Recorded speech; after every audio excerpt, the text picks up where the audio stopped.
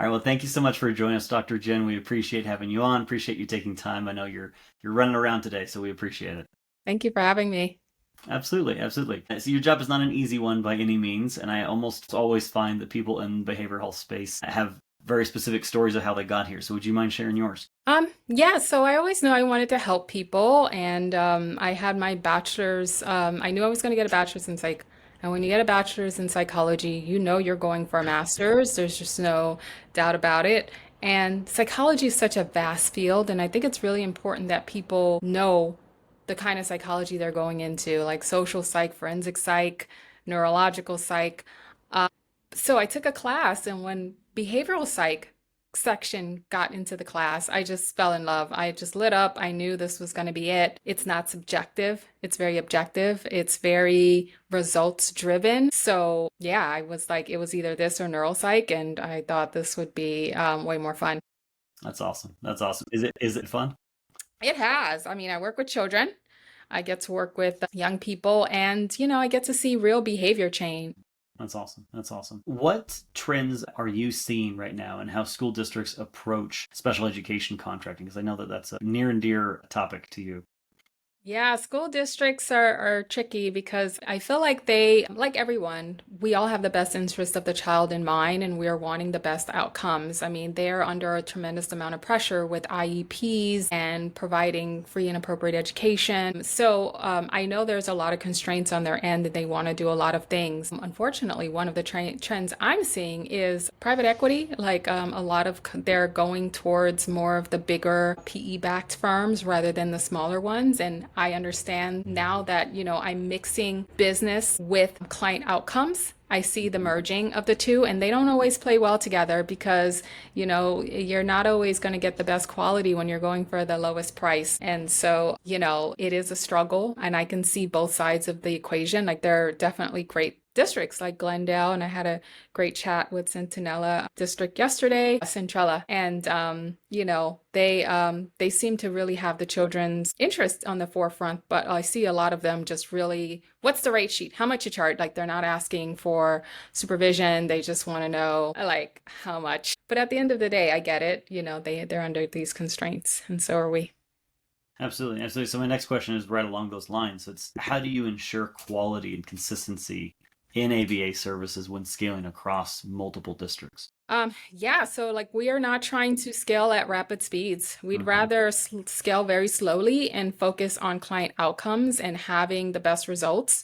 So that may mean us not scaling at all for a few years or laying flat because we don't have the right people in the right seats. And so if we can't get that going, we really can't grow. And so we're more focused on quality and training than we are on scaling. And that does put us a little bit at a disadvantage, but I think the people who work here who really are focused on quality, like they see the difference. So, yeah. Absolutely. But no, that makes complete sense. And I think it's a good mentality to have. I think too many organizations these days are trying to scale too quick, and that leads to issues in quality and issues in supervision. Absolutely. I mean, autism is growing and behavioral health is growing. So whenever you hear that, private equity is like, Yes, growth does so, mean money if you do it yeah, right, right? right. That makes complete sense. So, as a team, A-Train is specialists in behavioral health marketing. So, we have to ask some marketing questions like we always do. First up, how is your team going about gaining new clients, new partners? What's working best for you right now? Right now, our best thing has been word of mouth. So making because when you provide good work, the word gets around. So people hear about us, they tell their friends about us, and then they come in. They have such great results that they tell other people, and so that is a slower growth mechanism. But we find that building these relationships is a great way to foster growth. Absolutely, absolutely. If the quality of the service is there, then some growth will happen no matter what you do in marketing. Organically, yes, exactly. Exactly, exactly. What is one marketing tactic or strategy out there that you're either watching really carefully or that you and your team are actually considering activating on? Yeah, so recently we started doing, we wanted to position ourselves as not just a provider, but as a educational leader also. So we've started doing webinars. We're not, we did do a podcast a few years ago, but that's a lot of work, I'm sure, as you know. Yes, yes, yes. But we are sending out newsletters. And so anyone can be on our newsletter. We have a few. We have some for districts, we have some for parents, and we really keep what is relevant in the media and in the news in mind, and we'll take that and turn it into something that is relevant to the actual client that we're sending the newsletter in. So we would like to be a trusted source where people can come to for information, not just services. So even if they wanted a free consultation or just to know, hey, they just cut special education, how does this affect me? And if they read our newsletter, we've spoken to that most likely.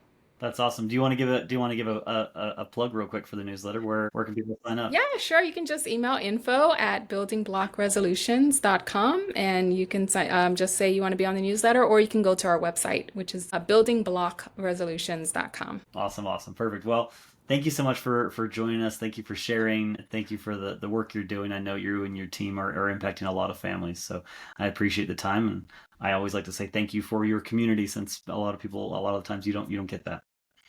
Thank you so much. I appreciate it. Absolutely, absolutely.